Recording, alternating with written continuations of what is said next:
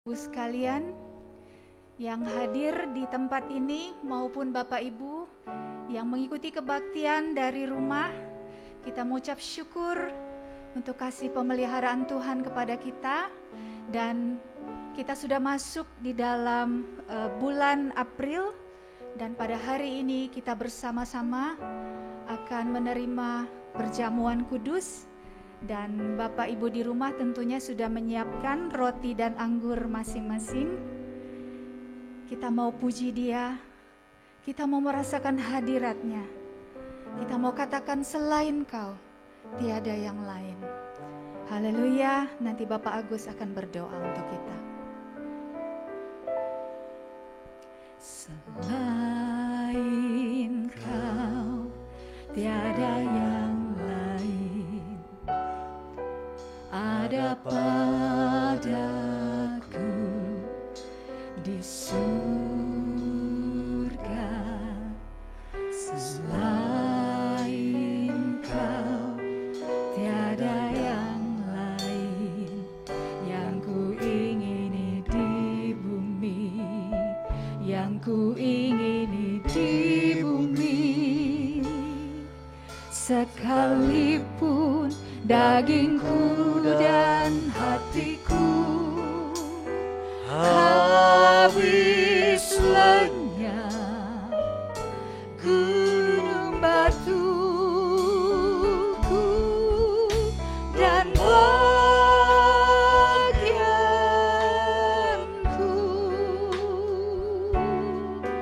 tetaplah Allah selama-lamanya.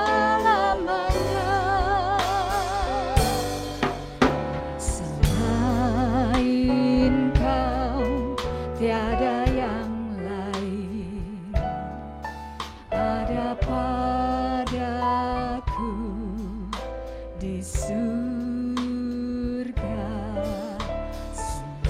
Selain Kau, tiada yang lain yang ku ingini di bumi, yang ku ingini di bumi. Sekalipun dagingku dan hatiku habis lenyap, gunung batuku dan bagianku,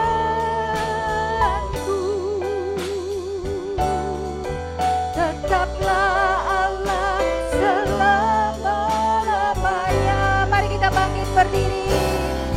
Sekalipun dagingku dan hatiku habis lenyap, gunung batuku dan bagianku,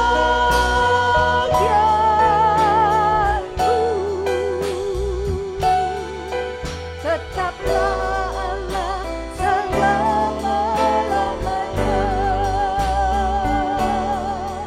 Tetaplah Allah selama-lamanya.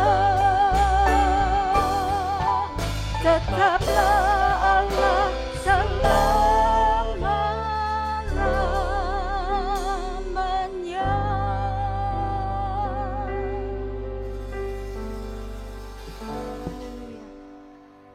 Mari saudara terkasih, kita satukan hati, kita berdoa. Bapa kami yang di dalam sorga, di dalam nama Tuhan kami Yesus Kristus, Engkau Allah pencipta langit dan bumi dan alam semesta ini ya Tuhan. Pada pagi hari ini Tuhan, kami menghadap Engkau Allah yang hidup, Allah yang penuh kuasa, Allah yang penuh kasih karunia. Pada pagi hari ini Tuhan, tutup bungkus ruangan ini dengan kuasa darah-Mu ya Tuhan.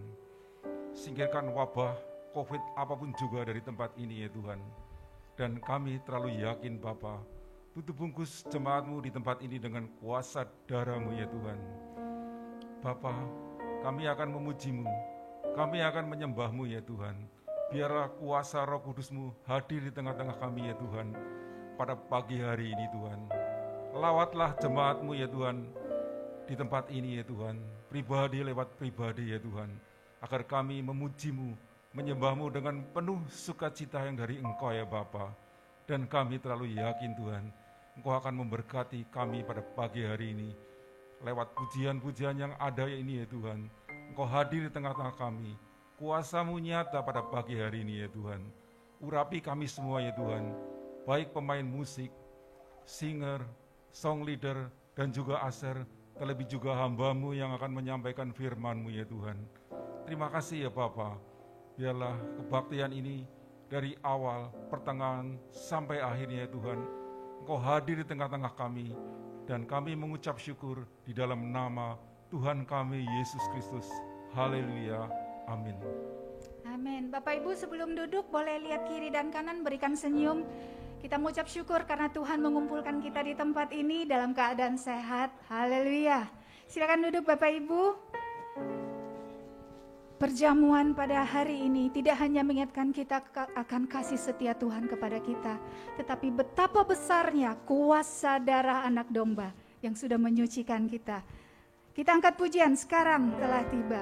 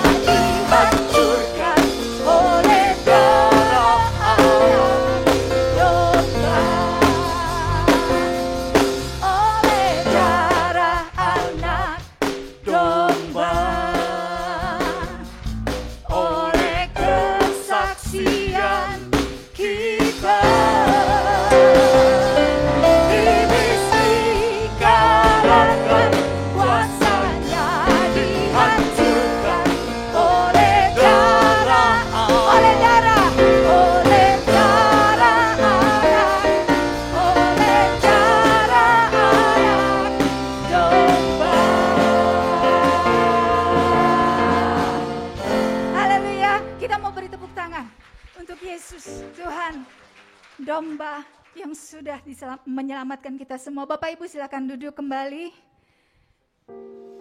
Dan oleh karena itu, kita boleh datang ke rumah Tuhan. Bawa semua beban kita mau letakkan di sungainya. Haleluya.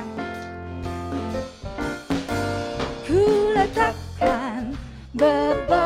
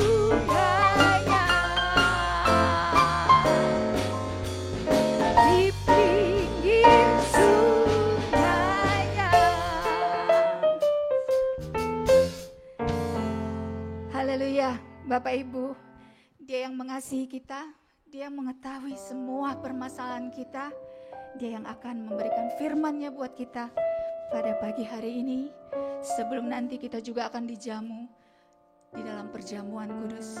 Karena itu kita mau memuji Dia, kita mau katakan, Bapa, betapa Engkau setia untuk kami. Kita angkat pujian ini sambil kita bangkit berdiri.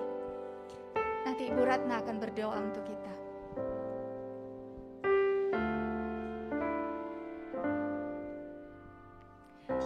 Haleluya, haleluya. Bapa, Kau setia. Bapa, Kau mulia. Tenanglah jiwaku, aman bersamamu.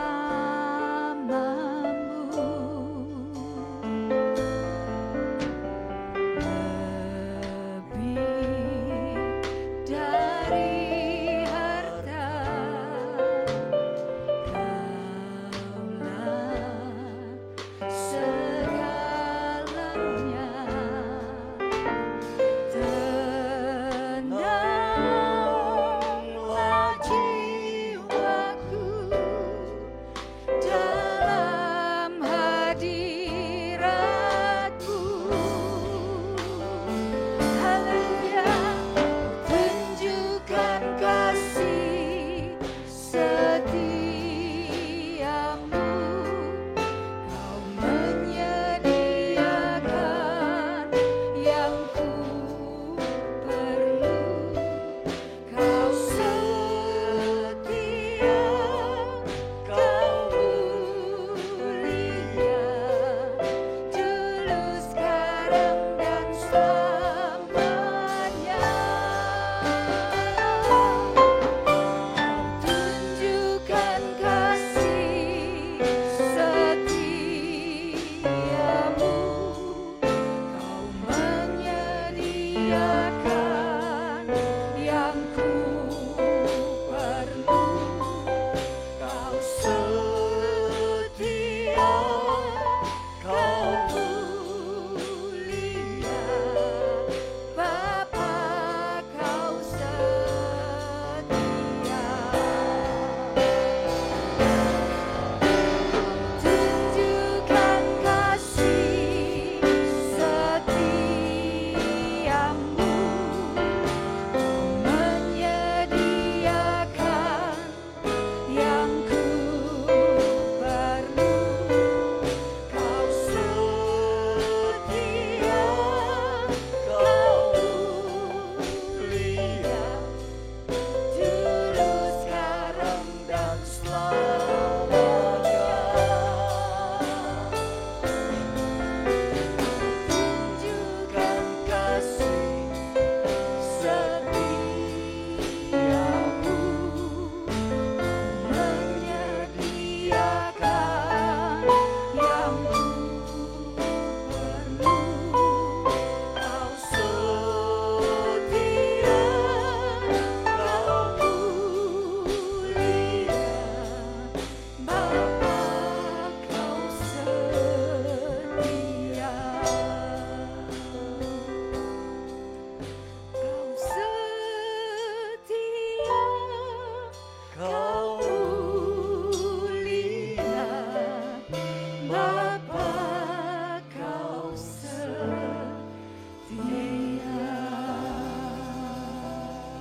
Haleluya. Haleluya, haleluya, haleluya. Terima kasih Tuhan, terima kasih Bapa, Engkau ya Allah yang setia. Terima kasih Tuhan kalau kami sudah memuji, sudah membesarkan nama-Mu, sebab Kau setia. Pagi hari ini kami mau menerima firman-Mu. Urapi hamba-Mu Tuhan, karena kami tahu firman itu menyembuhkan. Firman itu menjamah kami semua, memulihkan hati yang terluka, memulihkan segala persoalan, menolong, menguatkan kami pribadi lepas pribadi, Kami yakin dan percaya firman-Mu sungguh luar biasa pada pagi hari ini. Kami serahkan hamba-Mu Tuhan. Urapi hati dan pikiran kami semua menjadi tanah yang tender, hati yang lembut Tuhan, yang bisa menerima dan melakukan firman-Mu. Terima kasih Bapa buat kesempatan pagi hari ini kalau kami boleh mendengar didikan daripada Tuhan. Terima kasih Roh Kudus. Kami serahkan doa sembahyang kami ini hanya di dalam satu nama, Tuhan kami Yesus Kristus. Haleluya. Amin. Amin. Silakan duduk Bapak Ibu. Terima kasih kepada Ibu Ratna dan hambanya yang sudah dipersiapkan. Kami persilakan.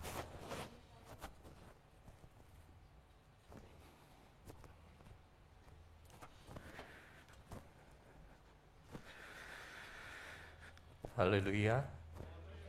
Selamat pagi semua. Selamat kita berjumpa kembali di dalam ibadah pertama bulan April ini. Kita sekarang betul sudah masuk ke minggu-minggu Paskah, dan kita akan sebentar menikmati perjamuan kudus. Paskah, seperti yang kita ketahui, adalah sebetulnya intisari atau hatinya Tuhan, keinginan Tuhan, pekerjaan Tuhan yang boleh nyata di dalam kehidupan Yesus Kristus melalui pengorbanannya di kayu salib. Dan kita semua juga sudah tahu bahwa Paskah adalah satu bagian dalam kehidupan orang Kristen di mana harus dirayakan atau diperingati, karena memang nggak ada suara ya.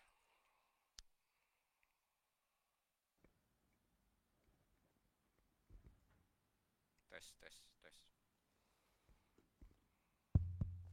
Karena secara pribadi Yesus sendiri memerintahkan kita untuk melakukan perjamuan kudus untuk memperingati kematiannya. Dan tema yang kita punya untuk bulan ini adalah kasih yang terbesar. Kalau kita bicara mengenai kasih, ini yang membedakan antara kita dengan orang-orang yang tidak percaya kepada Kristus. Kasih adalah satu-satunya elemen atau esensial dari kehidupan seorang Kristen. Semua orang boleh bilang agamanya memiliki kasih. Tapi yang sebetulnya melakukan kasih hanya orang-orang yang sudah percaya kepada Kristus dan dia menjadi orang yang, maaf saudara, ini matiin aja kali ya.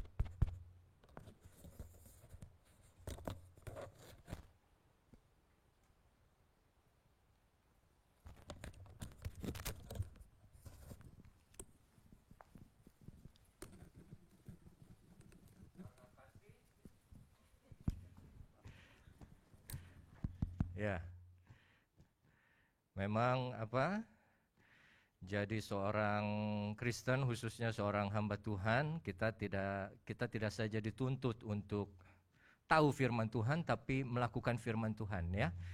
Bagaimana kita harus bisa mengasihi tidak saja setiap orang, tapi apapun keadaan yang ada di sekitar kita, kita harus bisa mengasihi. Nah, saudara yang kekasih, mari kita buka dulu Roma 5 ayat yang ke-7, ke-8, dan ke-9. Untuk kita baca mulai dari ayat ke-6. Karena waktu kita masih lemah, Kristus telah mati untuk kita orang-orang durhaka.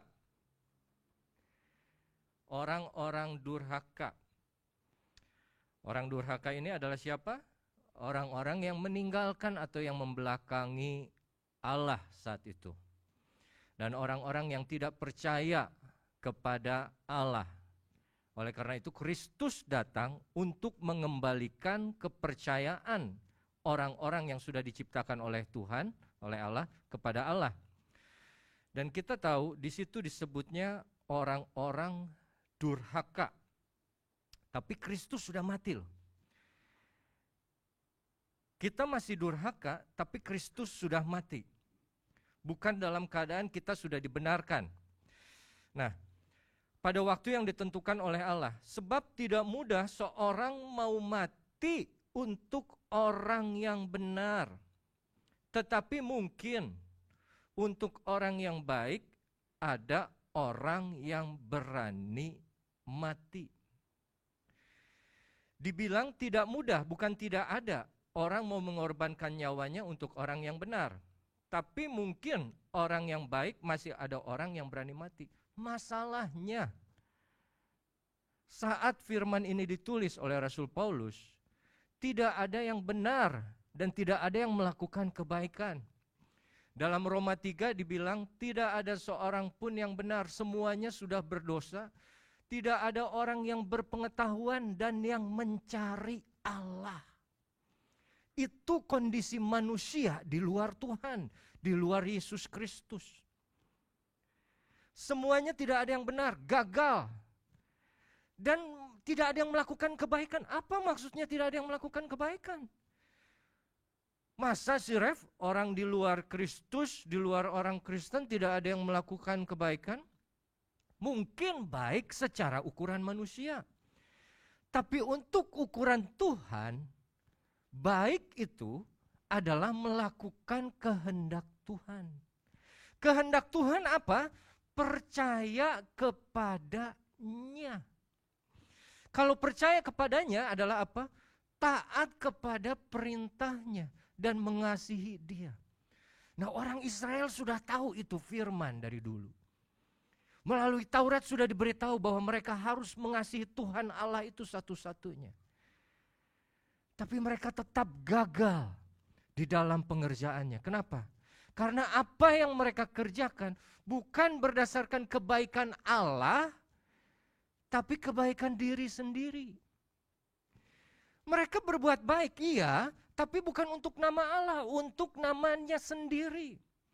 Jadi bukan roh Tuhan yang mendorong mereka untuk berbuat itu kebaikan, tapi daging yang ada di dalam dirinya. Berbuat baiknya sama. Tapi seorang yang didorong oleh roh Allah dan seseorang lain yang didorong oleh kedagingannya, oh beda. Datang kepada ibadah, persekutuan seperti ini baik apa tidak? Baik. Tapi ada orang yang didorong oleh roh Allah, ada kerinduan untuk selalu mencari Allah. Tapi masih juga ada orang-orang yang hidup didorong oleh keinginan dagingnya. Kenapa? Ya, karena ini harus datang kebaktian, itu harus. Itu sebuah tindakan religius, sebuah upacara yang harus dilakukan secara berulang-ulang. Kalau tidak nanti saya dilihat orang lain apa? Orang Kristen kok tidak kebaktian? Ini yang akan dihancurkan oleh Tuhan Yesus melalui pengorbanannya di kayu salib. Kenapa? Kedagingan manusia. Nah, ayat 8 yang menjadi ayat dari tema ini, akan tetapi Allah menunjukkan kasih-Nya kepada kita oleh Kristus telah mati untuk kita ketika kita masih berdosa. Lebih-lebih karena kita sekarang telah dibenarkan oleh darah-Nya, kita pasti akan diselamatkan dari murka Allah. Roma adalah kitab doktrin teologi yang sangat berat. Dulu sebelum waktu saya masih muda saja, kalau saya baca Roma itu sakit kepala. Nggak ngerti sama sekali. Nah, ayat 8 tuh kata-kata yang paling pentingnya, akan tetapi. Nggak ada yang benar, nggak ada yang baik, akan tetapi. Biarpun demikian, walaupun seperti itu, Allah tetap menunjukkan kasih-Nya kepada kita dengan cara apa? Kristus telah mati untuk kita ketika kita masih berdosa. Nah, khotbah pagi ini akan saya berikan judul Surat Cintanya Tuhan. Sebetulnya Alkitab ini adalah surat cintanya Tuhan, ya. Karena apa yang Dia perbuat, apa yang Dia rencanakan itu menunjukkan kasih-Nya atau cintanya kepada manusia.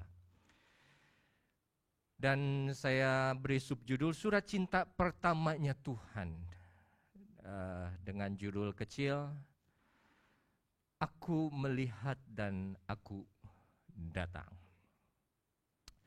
Saudara yang kekasih, kita sudah tahu Kristus sudah mati. Kita tahu Kristus mati untuk siapa dan untuk apa. Tapi Kristus ternyata hadir bukan saja dalam Matius, Markus, Lukas, Yohanes. Kita tahu Yesus sudah hadir melalui penampakannya secara pribadi sebagai manusia saat zaman Abraham, bapak leluhur orang Israel atau bapak orang beriman untuk kita. Di dalam Kejadian, Kristus sudah turun dan kita mau lihat satu cerita di mana Kristus pertama kalinya dipercayai bahwa Dia menunjukkan dirinya kepada manusia dalam keadaan apa dan kepada siapa. Mari kita lihat Kejadian 16, Kejadian Fatsal 16. Itu cerita mengenai Hagar dan Ismail. Saudara mungkin masih ingat, Hagar itu siapa? Ya, budak yang dijadikan seperti istri oleh Abraham karena dorongan dari Sarah yang tidak punya anak. Tapi setelah Hagar ini mengandung, Sarah tidak suka. Dan saat Sarah tidak suka, dia bilang kepada Abraham, lihat itu budak yang kau bawa, katanya. Dia sudah memandangku rendah sekarang. Terus kata Abraham, oh ya sudah kalau gitu, itu kan budakmu. Perbuat saja seperti yang kamu inginkan kepada dia. Lalu Sarah berbuat atau bertindak keras kepada Hagar ini. Dan Hagar kabur, lari, meninggalkan Sarah. Nah, itu latar belakang dari ayat yang akan kita baca. Coba kita boleh baca ayat yang ke-6. Kata Abram kepada Sarai, hambamu itu di bawah kekuasaanmu. Perbuatlah kepadanya apa yang kau pandang baik. Lalu Sarai menindas Hagar atau berlaku kasar, berlaku keras. Sehingga Hagar lari meninggalkannya. Ayat 7. Lalu malaikat Tuhan menjumpainya dekat satu mata air di padang gurun, yakni dekat mata air di jalan ke Syur. Nah saudara, kalau saudara baca di Perjanjian Lama, ada tulisan malaikat Tuhan seperti itu. M-nya besar, Tuhannya besar. Itu adalah Kristofani. Kita percaya, satu dunia, satu orang Kristen semua percaya bahwa malaikat Tuhan adalah penampakan dari Kristus sebelum perjanjian baru. Sebagai pribadi yang kedua, dia muncul, dia datang. Kepada siapa? Kepada Hagar. Bukan kepada Sarai. Malaikat Tuhan menjumpainya, kalau dalam bahasa Inggrisnya, now the angel of the Lord found her. Menemukan dia. Ini adalah konsep yang luar biasa. Kita percaya bahwa bukan kita yang menemukan Tuhan pada awalnya, tapi Tuhan yang menemukan kita. Manusia mau mencari dengan upayanya sendiri di mana Tuhan, akan selalu gagal kalau dia belum percaya kepada Kristus. Dan Kristus yang pertama sudah menunjukkan bahwa bukan Hagar yang mencari. Hagar tidak mencari. Hagar tidak berdoa. Hagar lari. Tapi Tuhan, malaikat Tuhan, Yesus sendiri itu menemukan dia, datang kepadanya. Dan dekat apa dibilang di situ? Dekat mata air di padang gurun. Saat Tuhan Yesus pun bertemu dengan perempuan di Samaria, di mana mereka bertemu? Dekat sumur di situ. Percakapan terjadi di situ. Tuhan ingin berkata kepada Hagar dan ke perempuan Samaria itu, kamu bisa hidup dari sumber-sumber kehidupan yang ada di dunia ini, yang ada di bumi ini. Tapi manusia tidak cukup hidup dari itu saja. Matius 4 ayat 4 berkata, manusia hidup bukan dari roti saja, tapi dari setiap firman yang keluar dari mulut Allah. Dari sini kita lihat gambaran bahwa kembali Kristus menunjukkan bahwa, kamu boleh loh hidup dari air itu, air yang keluar dari bumi. Tapi kalau kamu hanya hidup dari apa yang dunia bisa berikan, kamu masih bisa lari dari tempat di mana kamu ditindas. Hagar ini siapa, saudara? Hagar ini orang Mesir. Hagar ini bukan keluarga dari keturunan Sem, tapi keturunan Ham kalau keluarga Nuh. Dia tidak percaya Tuhan, dia tidak tahu Yahweh.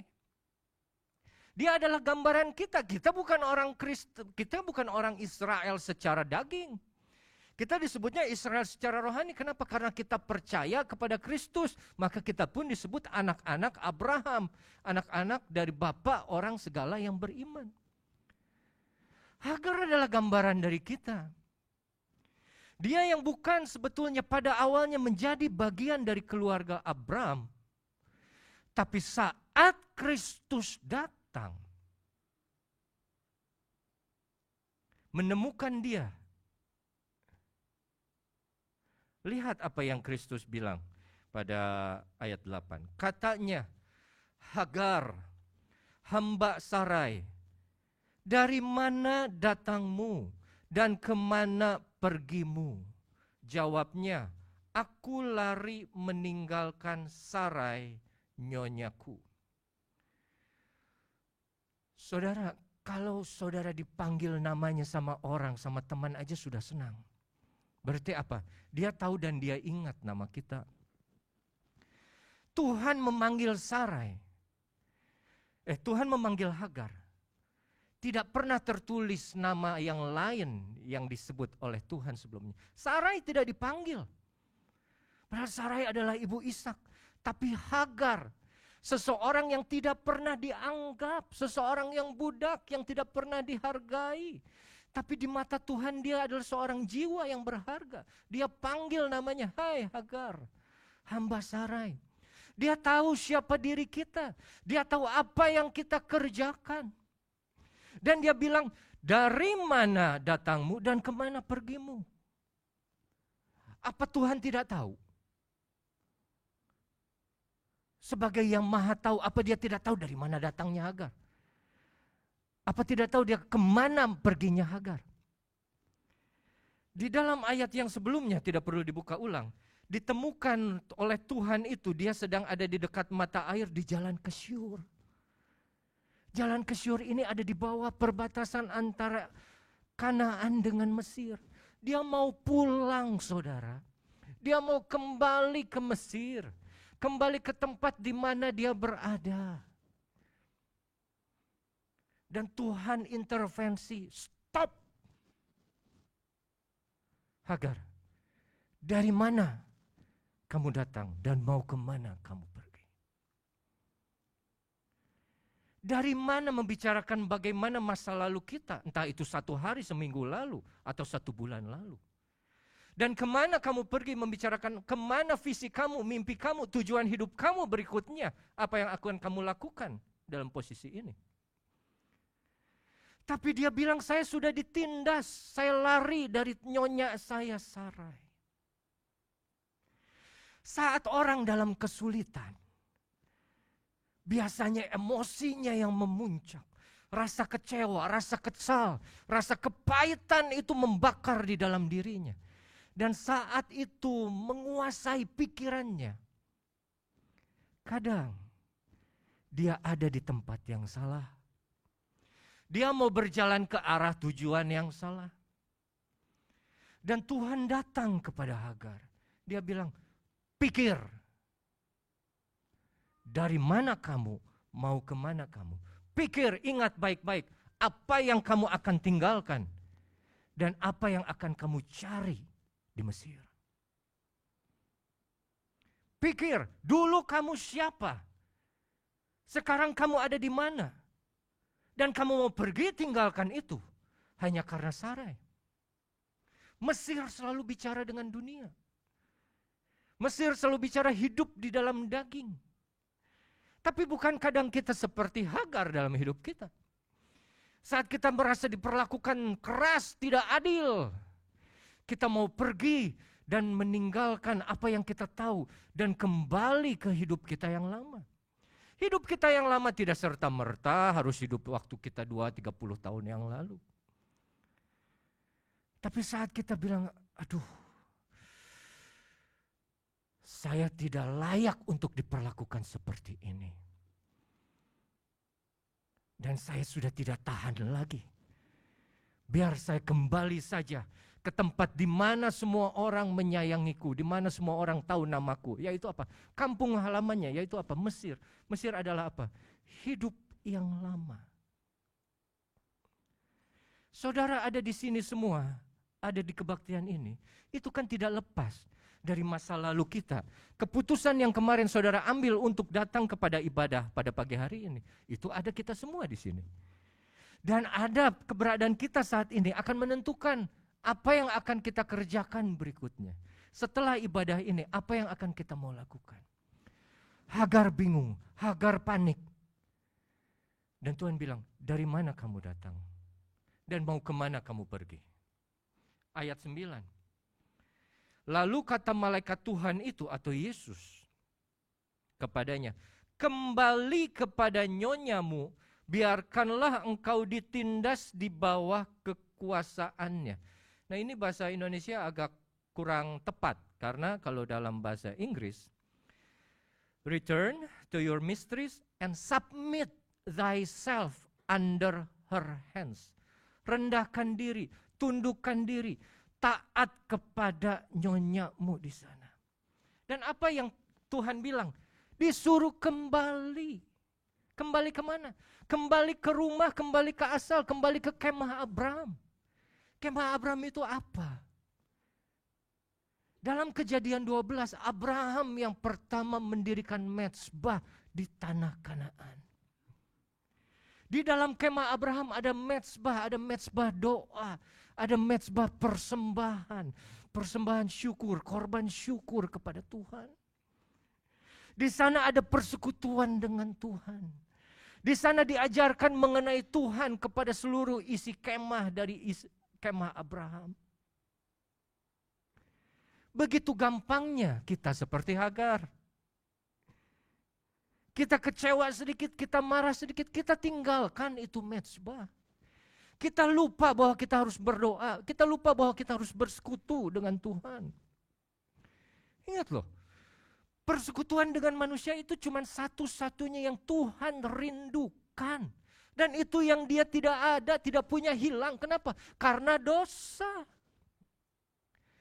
Tapi karena Yesus pengorbanannya melalui kayu salib, kita boleh kembali bersekutu, datang langsung kepada Allah Bapa. Karena ada korban darah anak domba Allah. Cuman sekali, tapi kita boleh terus masuk langsung kepada Allah Bapa. Kita dapat free pass langsung masuk. Persekutuan itu kenapa? Itu kerinduan hati Allah. Allah ingin dekat dengan ciptaannya, tapi ciptaannya yang tidak mau dekat dengannya. Sehingga begitu kita mengalami seperti Hagar, gampang kita tinggalkan mezbah itu. Kita lupa semua dan kita mau kembali. Percuma ikut Abraham. Percuma ikut Kristus. Kenapa? Susah. Saya sakit, kata Hagar. Saya ditindas. Mungkin dia ditindas oleh orang yang seharusnya dia pikir harus menjadi panutan. Tapi malah menindas dia. Sudahlah, pergilah.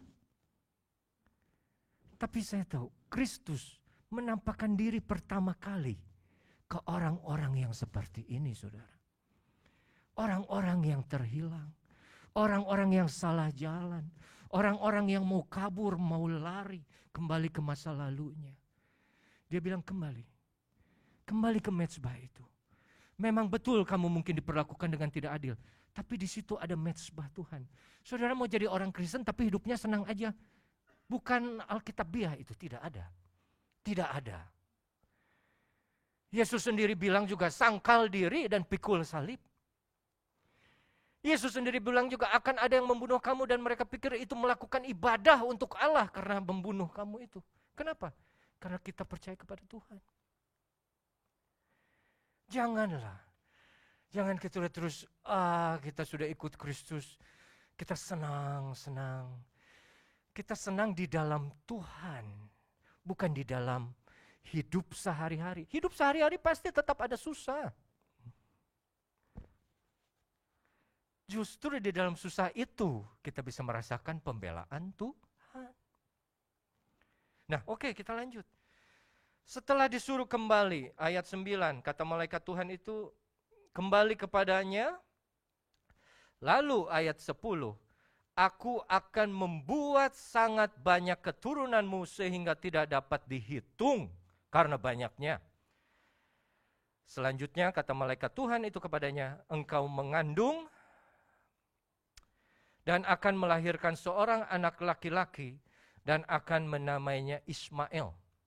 Sebab Tuhan telah mendengar tentang penindasan atasmu. Ini Hagar nih ibunya Ismail. Ismail adalah bapa dari orang-orang Timur Tengah atau orang-orang Arab kebanyakan. Tapi Tuhan ingatkan. Dalam bahasa Inggris saya lebih suka, behold, lihat, you are with a child. Kamu nih sedang ada satu anak di dalam kandunganmu. Dan kamu akan melahirkan.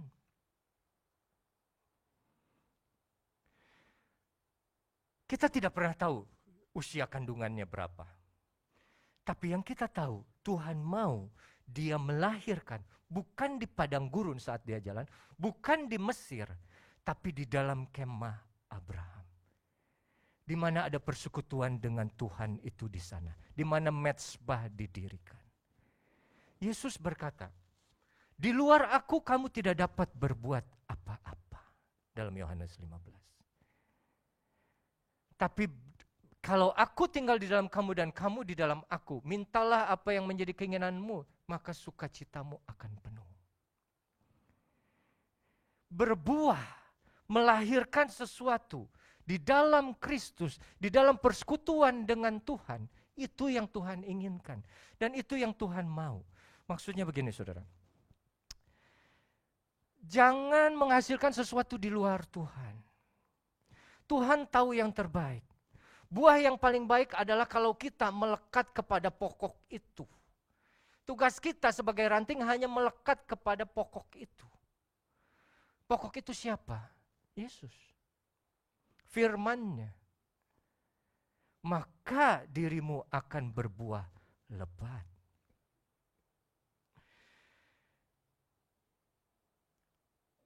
Engkau akan mengandung dan akan melahirkan anak laki-laki dan menamainya Ismail. Ismail, ini jangan main-main saudara. Ismail ini nama yang diberikan oleh Allah sendiri kepada anak Abraham. Sebelum Ishak malah. Ismail artinya apa? Allah mendengar, Tuhan mendengar. Arti namanya bagus. Tidak ada yang salah dengan Ismail, dengan keturunannya. Yang salah bukan Ismail dan keturunannya. Tapi apa yang mereka percaya dan mereka lakukan selanjutnya, itu yang membuat mereka seperti kuda liar katanya. Ayat 12, seorang laki-laki yang lakunya seperti keledai liar. Nanti anak itu tangannya akan melawan tiap orang dan tangan-tangan tiap orang akan melawan dia. Dan di tempat kediamannya ia akan menentang semua saudaranya. Yaitu kita bisa lihat sekarang. Kemudian Hagar memanggil nama Tuhan yang telah berfirman itu kepadanya. Engkaulah El Roi. Sebab katanya, bukankah di sini kulihat dia yang telah melihat aku. Aduh, kalau saya lihat ini saya bersyukur kepada Tuhan. Kita ini sebetulnya bukan bagian dari bangsa yang harus diselamatkan. Pertama-tama Tuhan datang, Yesus datang itu untuk bangsa Israel. Tapi akhirnya dia perluas itu gospelnya untuk kabar baiknya kepada semua orang non-Yahudi atau orang Yunani, untuk saudara dan saya. Tapi surat pertamanya, surat cinta pertamanya Yesus sudah dinyatakan beribu-ribu tahun sebelumnya kepada siapa? Kepada orang yang bukan keturunan Abraham. Bukan keturunan dari Sem, tapi keturunan dari Ham. Yang melihat Nuh saat telanjang dan ngomong-ngomong ngadu-ngaduinnya kepada saudara-saudaranya yang lain. Itu saudara dan saya. Tapi Tuhan setia. Hagar tidak berteriak kepada Tuhan. Hagar tidak berdoa kepada Tuhan. Tapi Tuhan datang sendiri menyatakan dirinya. Dan bilang, coba pikir, mau kamu kembali lagi? Kamu sudah menikmati hadirat Tuhan di dalam mezbah, di dalam kemah Tuhan. Mau kamu kembali lagi ke hidupmu yang lama? Ke tabiatmu yang lama? Kebiasaanmu yang lama? Hanya karena apa? Hanya karena kekecewaan sementara di dalam hidup kamu. Ini firman Tuhan yang pertama, dan dia bilang kembali kamu akan memiliki keturunan yang sangat banyak. Dan setelah itu memang ayat 15, lalu Hagar melahirkan seorang anak laki-laki bagi Abram. Abram menamai anak yang dilahirkan Hagar itu Ismail. Abram berumur 86 tahun ketika Hagar melahirkan Ismail baginya. Saat Tuhan sudah hadir tanpa diminta. Tuhan sudah datang tanpa dicari. Tuhan sudah menemukan kita tanpa kita mengharapkan kehadirannya. Dan dia berfirman kepada Hagar. Dia berfirman kepada saudara dan saya. Apa yang membuat perbedaan selanjutnya adalah tindakan Hagar. Apa dia mau pegang firman atau dia pegang kepahitannya sendiri? Apa dia mau kembali atas suruhan Tuhan atau dia tetap mau ikut jalannya sendiri pulang ke Mesir? Dia mengambil langkah yang tepat. Dia dengar firman dan dia mau ikuti, taat dan kembali kepada Abraham, kepada kemah itu. Saudara sudah dengar firman ini. Saudara sudah dengar surat cinta itu. Bahwa Tuhan datang tanpa kita cari. Tuhan menghampiri kita tanpa kita rindukan sebetulnya. Itu karena kasih kebaikan Tuhan. Dan dia sudah berfirman. Maukah saudara percaya bahwa firman-Nya itu akan menghasilkan buah-buah yang luar biasa? Hanya satu, taat. Mudah? Tidak. Karena keinginan roh selalu berbeda dengan keinginan daging kita. Daging kita selalunya ingin lari, kabur, jauh-jauh, lari, kabur, jauh. Tapi roh Tuhan kembali ke rumah Tuhan. Kembali ke mezbah itu. Kembali bersekutu dengan Tuhan. Jangan tinggalkan itu. Kembali. Kamu akan melahirkan. Buahmu yang paling besar itu hanya akan kamu bisa hasilkan saat kamu ada di dalam persekutuan dengan Tuhan. Di luar itu semua buah akan sia-sia. Terima kasih saudara, demikian firman Tuhan pada pagi hari ini. Dan kita akan masuk ke dalam perjamuan kudus. Mari saya undang pemain musik dan pelayan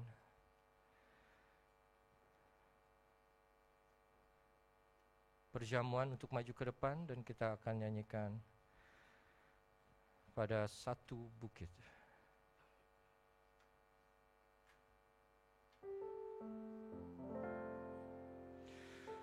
Pada satu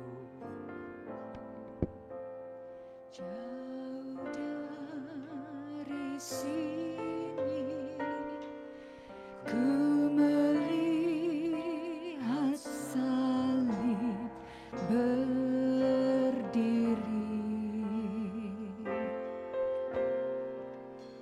sepotong kayu kasar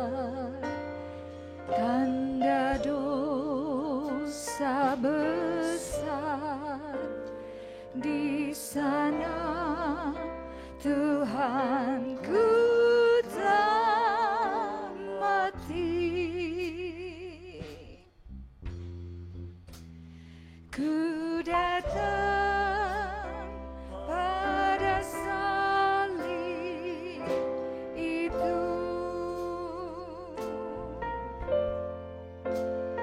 ku lihat cintanya Tuhanku. Ya ku jatuh pada kakinya,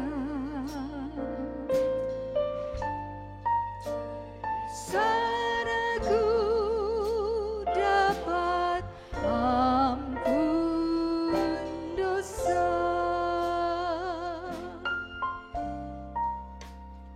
Salibnya yang hina, yang dunia tak terima, bagiku amat berharga.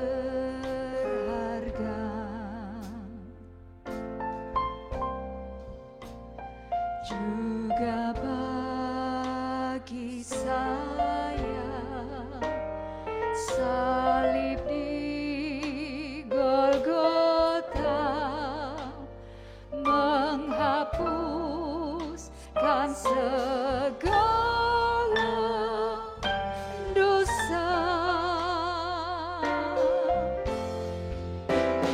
Ku datang pada salib itu, ku ingat cintanya Tuhanku. Mari saudara kita bangkit berdiri. Ya ku jatuh pada kakinya, sana ku dapat ampun dosa. Mari kita angkat roti ini dengan hormat di atas kepala kita.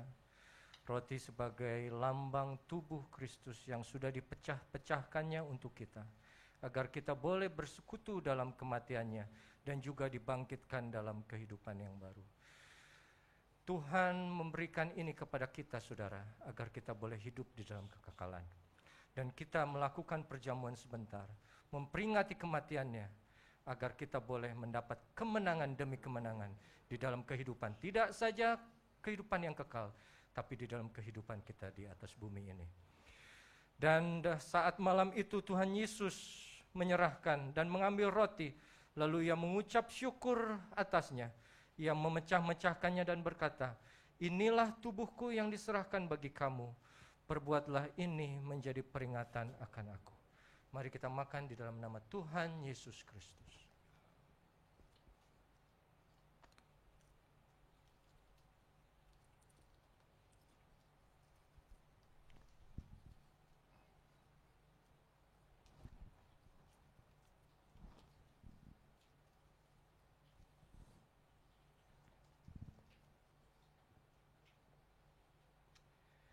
Mari kita angkat cawan anggur ini yang merupakan lambang dari darah Kristus, darah anak domba Allah yang mahal, yang tidak bercacat dan tidak bernoda, yang sudah mampu menyucikan dan menebus hidup saudara dengan saya. Darah yang tidak pernah bisa kita akan dapatkan kembali, tapi darah yang membawa kita bisa ketemu langsung dengan Allah, Bapa kita di surga. Terima kasih. Dan saudara, saat Yesus mengambil cawan sesudah makan lalu berkata, "Cawan ini adalah perjanjian baru yang dimeteraikan oleh darahku. Perbuatlah ini setiap kali kamu minumnya, menjadi peringatan akan aku." Mari di dalam nama Tuhan Yesus Kristus kita minum perjamuan ini.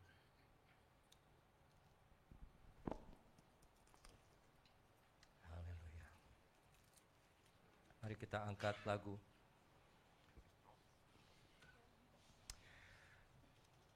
Darah-Mu Yesus sucikan aku. Darah-Mu Yesus bebaskanku. Amin. Darah-Mu Yesus ubahkan daku. Ku dijadikan baru. Darah-Mu Yesus sucikan daku. Darah-Mu Yesus saya undang dengan hormat bebaskanku. Bapak Rats maju ke depan. Darah-Mu Yesus ubahkan daku. Ku dijadikan baru. Mari kita satukan doa. Bapa, kami mengucap syukur pada Engkau Bapa, bahwa pagi hari ini Bapa Engkau berbicara pada kami semua Bapa, yang menguatkan Bapa firman-Mu Bapa untuk kami semua Bapa, yang kami butuhkan tiap hari Bapa firman-Mu Bapa. Karena firman-Mu ya dan amin Bapa, untuk kami jalan kebenaran semua Bapa melalui firman-Mu Bapa. Dan kami juga mengucap syukur kepada Engkau Bapa, yang Kau dah pakai hamba-Mu Bapa Revi Bapa. Pakailah Bapa pelayanan-Mu Bapa, kemana mereka pergi, beliau pergi Bapa, Kau tuntun Bapa. Kau berkatilah Bapa pelayanan ini Bapa. Keluarganya semuanya Bapa, Kau berkati Bapa. Terima kasih Bapa, kami mengucap syukur Bapa dalam nama Yesus Kristus. Haleluya. Amin. Haleluya. Sungguh kita mengucap syukur karena Tuhan sudah memuaskan kita pada pagi hari ini. Haleluya. Dan Bapak Ibu, sebentar kita akan mendengarkan pengumuman yang akan disampaikan oleh Bapak Gunadi. Silakan.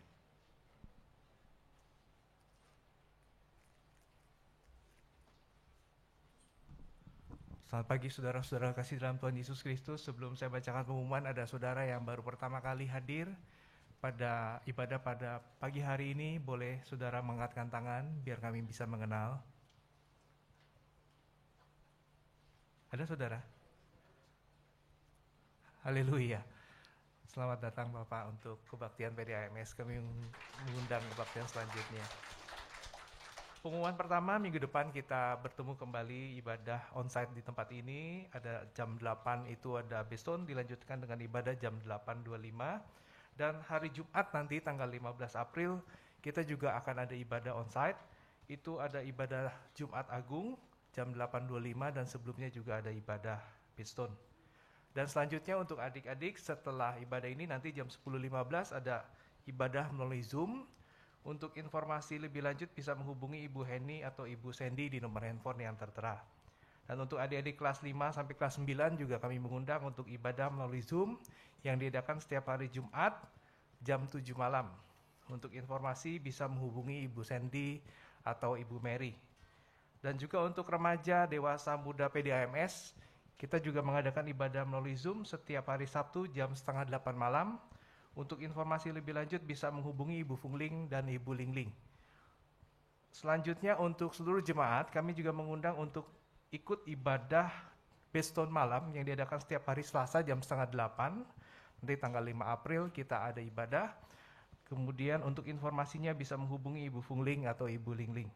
Dan selanjutnya untuk tema bulan April yang tadi juga telah disampaikan oleh Bapak Pendeta Revi, kasih yang terbesar.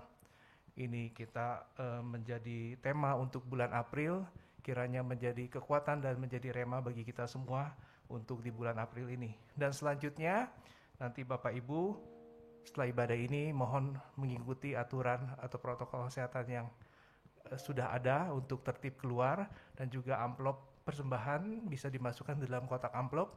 Dan juga untuk Bapak Ibu yang membutuhkan amplop untuk perpuluhan, nanti bisa meminta ke usher yang sudah disediakan, nanti juga bisa dimasukkan ke dalam kotak perpuluhan. Sekian pengumuman, Tuhan Yesus memberkati. Terima kasih Bapak Gunadi. Sebelum kita menutup kebaktian kita pada pagi hari ini, terima kasih untuk pelayanan oleh hambanya Bapak Pendeta Revi Awandatu pada hari ini sudah menjadi saluran berkat bagi kita semua. Dan nanti Ibu Gembala akan menutup dengan doa berkat. Mari kita bangkit berdiri, kita mau angkat pujian karena salib-Mu. Karena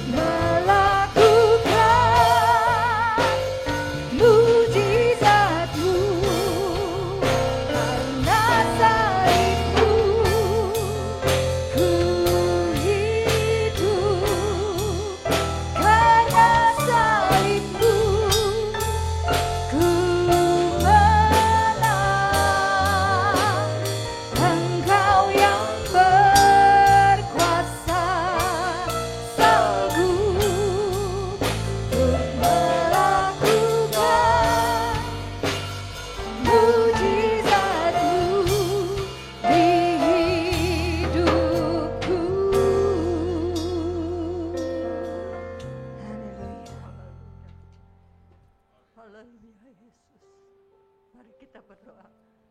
Terima kasih Tuhan Yesus, pada pagi hari ini kembali kami mengucap syukur kepadamu Tuhan, karena kasih-Mu yang begitu besar untuk kami Tuhan, yang Engkau sudah nyatakan melalui anak-Mu.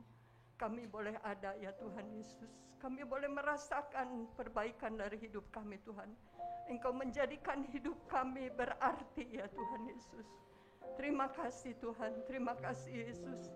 Biarlah Tuhan di hari-hari yang mendatang juga kami boleh lebih lagi mendekatkan diri kepadamu Tuhan, karena di dalam Engkau-lah ada segala yang kami perlukan. Terima kasih Yesus, terima kasih Tuhan untuk persekutuan doa pada pagi hari ini, untuk ibadah ini Tuhan. Kami percaya Engkau sudah memberkati setiap kami Tuhan Yesus, dari yang paling muda sampai yang paling tua. Siapapun Tuhan yang melakukan pekerjaan-Mu Tuhan, Engkau yang sudah memberkati kami Tuhan dengan sukacita yang melimpah Tuhan. Karena kami tahu sukacita-Mu membuat kami bebas Tuhan dari segala hal-hal yang mengikat kehidupan kami Tuhan dari dunia ini. Terima kasih Tuhan Yesus, terima kasih Tuhan. Berkati setiap kami ya Tuhan Yesus dengan apa yang kami perlukan, baik secara jasmani, baik kesehatan, baik ya Tuhan pekerjaan. Semuanya Tuhan, Engkau yang maha tahu dan maha mengerti dalam hidup kami. Terima kasih Bapa, terima kasih Yesus. Kalau sebentar kami akan berpisah satu dengan yang lain Tuhan, Engkau tidak pernah berpisah dengan kami. Bahkan Engkau ada selama-lamanya buat kami ya Tuhan Yesus. Terima kasih Tuhan. Kiranya anugerah dari Allah Bapa, kasih sayang dari Yesus Kristus, dan persekutuannya di dalam Roh Kudus yang selalu mengikat kami menjadi satu ya Tuhan Yesus. Terima kasih Bapa, terima kasih yang tidak bisa kami ukur dengan bibir mulut kami.